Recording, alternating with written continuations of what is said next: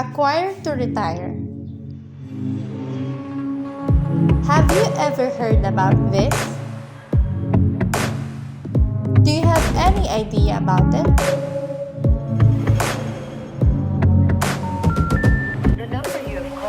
If you don't have any idea, here is my friend company to show the process of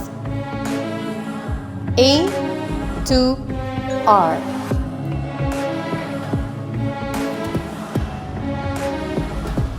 Fixed assets are the property, plant, and equipment used in the operation of business.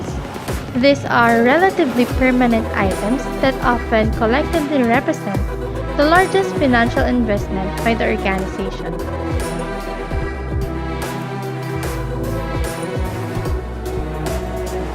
Acquire to retire is a term describing the collection of processes a company implements between the acquisition of fixed assets and the disposition of these assets at the end of their usable lifetime for the company.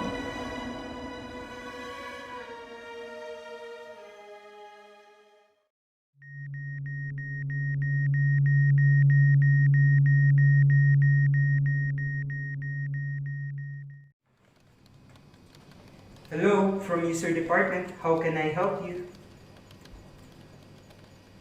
Okay, thank you, sir.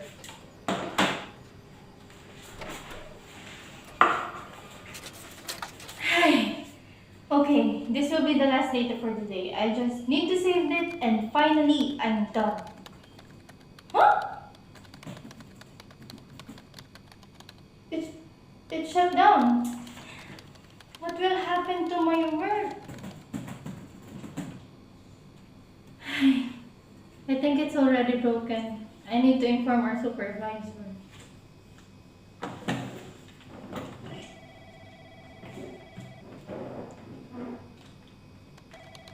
Good day, ma'am. This is Gidgette Marie from user department. Unfortunately, the laptop that I'm using suddenly shut down.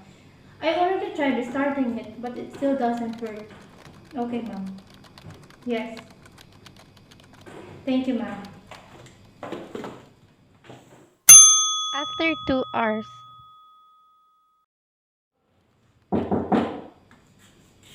Good day, ma'am. Repairman? Yes, ma'am. I'm the repairman your supervisor said to check on your laptop. Oh, please take a look at my laptop because I was encoding earlier, then suddenly the power went off. Let me check.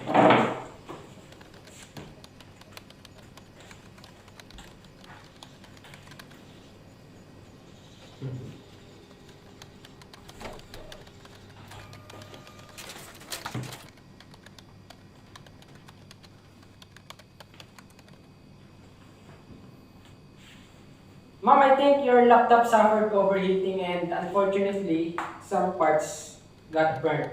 It seems like you've been using this laptop for a very long time and you need to buy a new one. Yes, I've been using this laptop for 7 years. Maybe I really should get a new one. Thank you for your service. Thank you.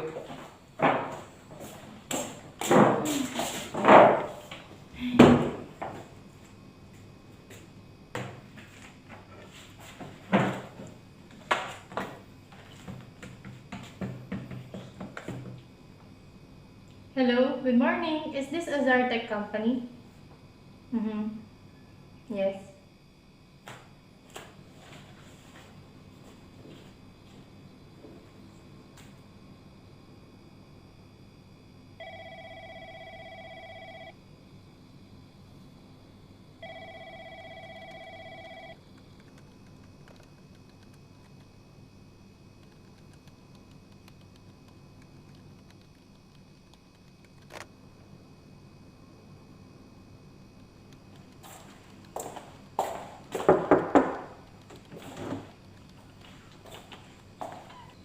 Good morning, ma'am.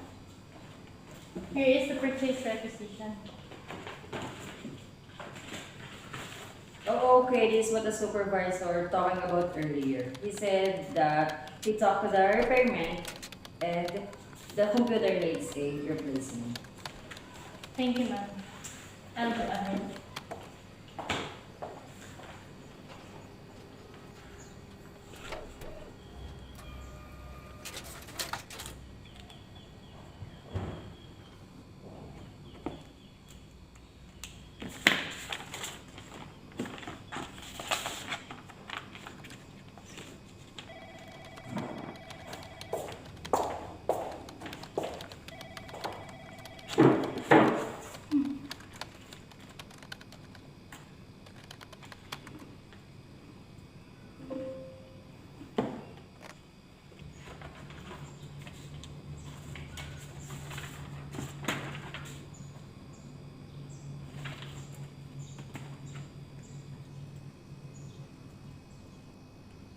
Purchasing department creates purchase order to be sent to the vendor and accounts payable department.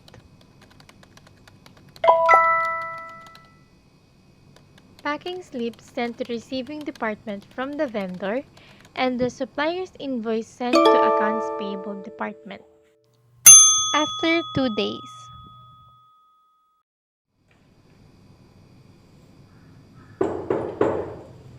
Good day, ma'am. Delivery from Azartec Company.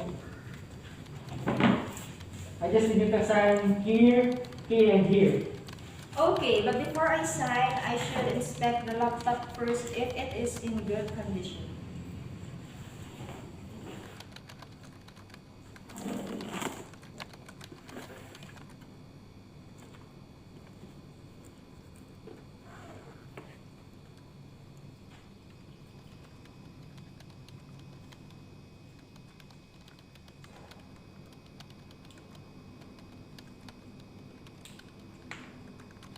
Here, thank you. The payment will be sent to your company.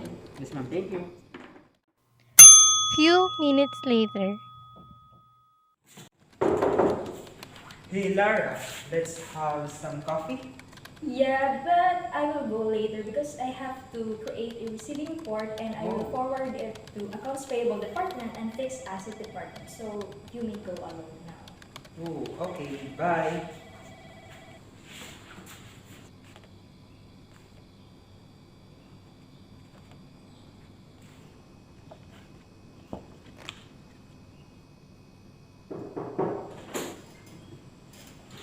Hi ma'am, this is your new laptop from receiving department. Thank you. You're welcome.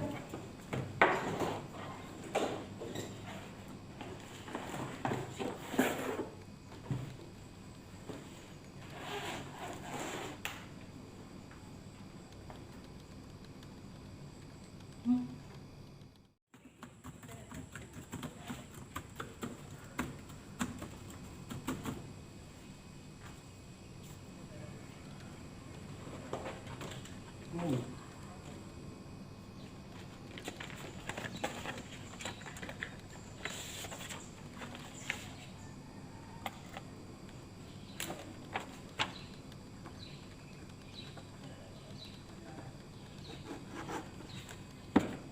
After receiving the receiving report, accounts payable department will now create payment authorization to be sent to cash disbursements department.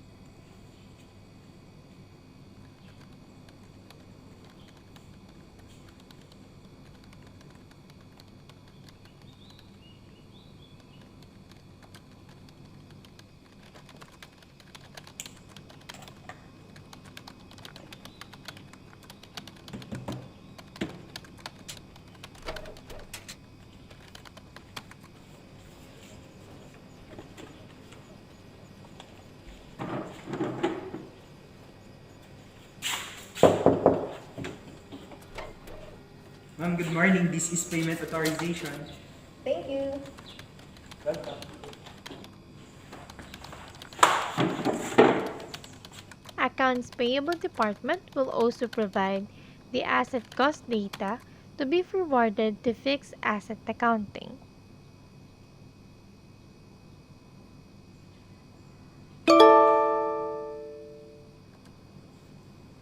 Hello, babe. Yeah, I'm still in the office. Yeah, maybe until 5 p.m. Yeah, maybe I can pick you up at 7. You wanna have some dinner? Where do you wanna eat? Oh, anywhere. Okay. Babe, let me call you later. I just received an email from the accounts payable department. I'll just process it right away. Okay, bye. See you. Fixed asset department is posting in fixed asset subsidiary ledger.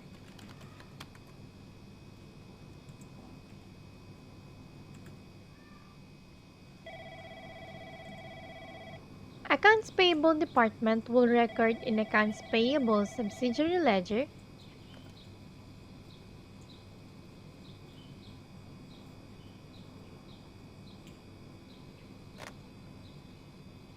and the cash disbursement department will also post to check register or cash disbursements journal.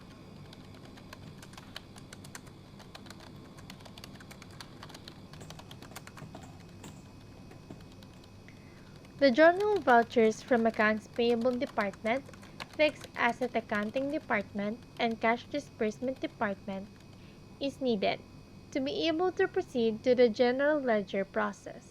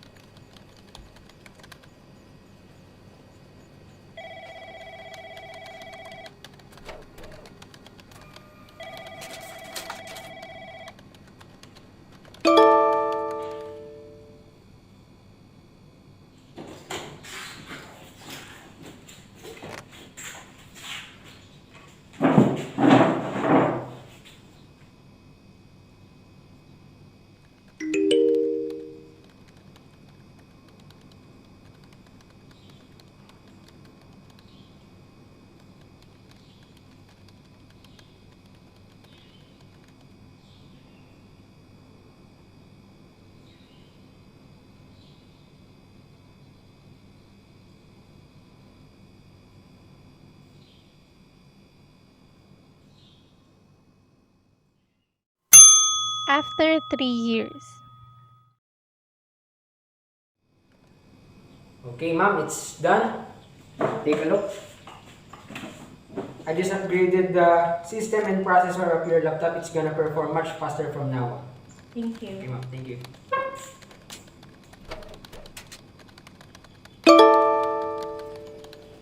User department will send asset changes report to fixed asset accounting.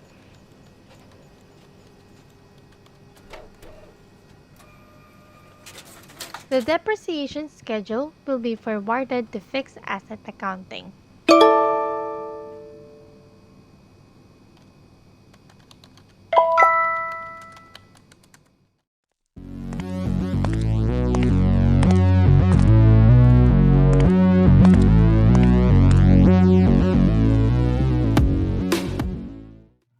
After 5 years.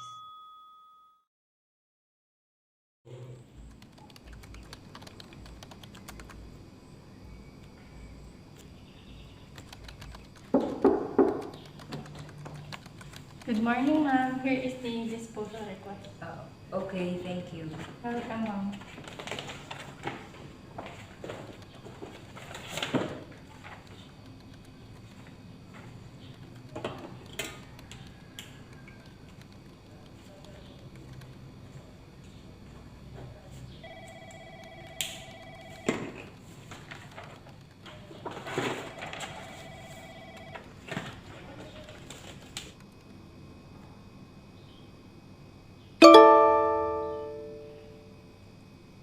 After receiving the disposal report, the Fixed Asset Accounting Department will update the fixed asset subsidiary ledger.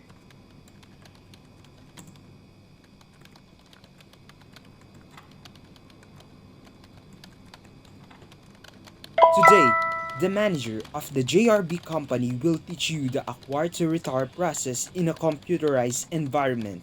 Please be prepared and I will see you all in the conference room. Thank you.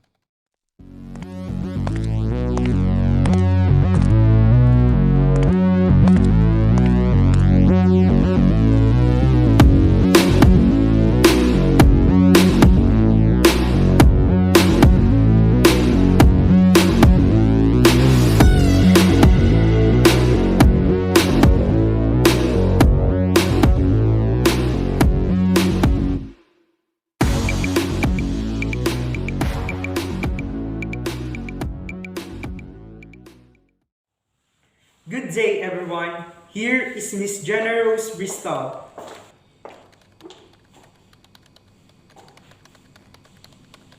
The manager of the JRB company. She will explain to you how the acquire to retire process occurs in a computerized environment. Since the beginning, we're doing it manually. So now, the JRB company is offering this meeting. So let's start. If you have any question, you can approach me after the presentation. So, a quarter type process in computerized environment. Actually, the process here in computerized environment does not change. The only change here is the way how to record it. So, let's start with acquisition. So, in the fixed asset department, the receiving department always updates the data. He needs the receiving report to always update it in the file. The accounts payable department needs to issue a payment authorization to cash disbursement department. So in the fixed asset department, every changes or movements, they always update the data. Once the data is updated or being updated, the data processing department will get the info or record or encode in fixed asset file, journal voucher file, general ledger file, and after the general ledger file, proceed in GL or FRS or fixed asset record structure. Lastly, after the recording the new asset, the fixed asset department will create a fixed asset report. We now to proceed to asset maintenance. So user department needs to make a report about the change that happened to the asset. Suppose this asset is a delivery truck. Of course, it should be regular with maintenance. Example, change of oil, or there is a replacement in tire. After that, the data processing department needs a depreciation schedule to update depreciation and disposition. It will encode in fixed asset file, journal voucher file, general ledger file. After the general ledger file, proceed in GL or PRS or fixed asset record structure. Update again the enter transfer data. After the fixed asset department, we're going to make a fixed asset depreciation report. The last part of the acquire to return process is the disposal. Of course, before you dispose the asset, you need the authorization. That is what we call the disposal procedures. After it's approved or authorized, you need the disposal report. You will re-enter the data or you will update it with the enter transfer data. Then with that update info, the data processing department will remove the asset in the fixed asset file, journal voucher file, general ledger file, and after the general ledger file, proceed in GL or FRS or fixed asset record structure. With the data processing department, remove already the asset, they will update again the data, and after that, the fixed asset department will make the final report. This is the end of my presentation. If you have any question, feel free to ask.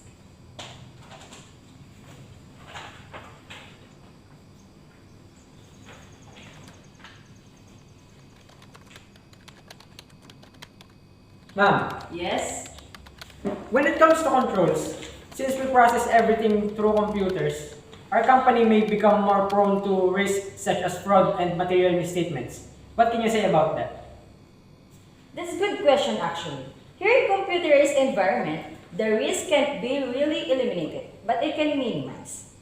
These were what we call the IT control.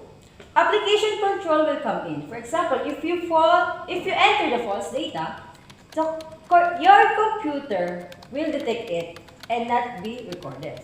Because those computers are programmed by the company. In this case, in a computerized environment, not because it is computerized, all transactions can see or handled by anyone. Like in manual, authorization and segregation of duties are needed, or there is a program changes that need the authorization also. Our IT controls can be preventive controls, meaning they can minimize the risk or detective controls. Can detect the one who caused the risk also. Thank you, ma'am. Next question, please. Ma'am, I have a question too. Since all transactions are processed online, how can we prevent problems such as the sudden loss of data? Okay, so the important thing you do is you always have a backup to your files in case there's a problem. Another way to prevent the sudden loss of data is to check if there's a virus or malware that has entered the computer that we used. So it's very important that there is a maintenance checkup And the computer user must be really knowledgeable. Thank you, ma'am. So, any other questions? Ma'am, Okay. last question. Since you have mentioned that the risk won't be totally eliminated, so what do you think are the best or effective way to reduce this risk? Apart from the segregation of duties, a seminar can be conducted about it. Moreover, management should be stricter when someone caught making an anomaly in the company. Thank you, ma'am. If you don't have any questions, so thank you for having me here. Thank you for listening. I hope you've learned a lot.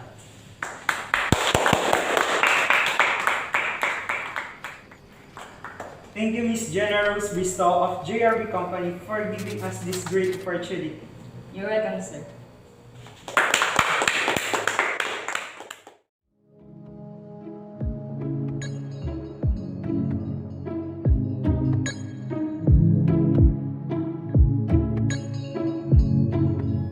And this is the end of A2R process, manual and computer environment.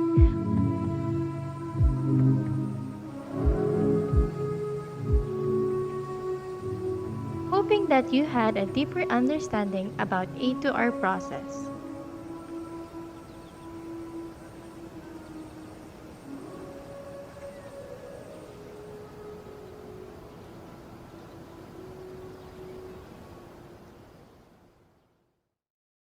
And 1,000 times I've seen this road, 1,000 times. I've got no roots, but my home was never on the ground. I've got no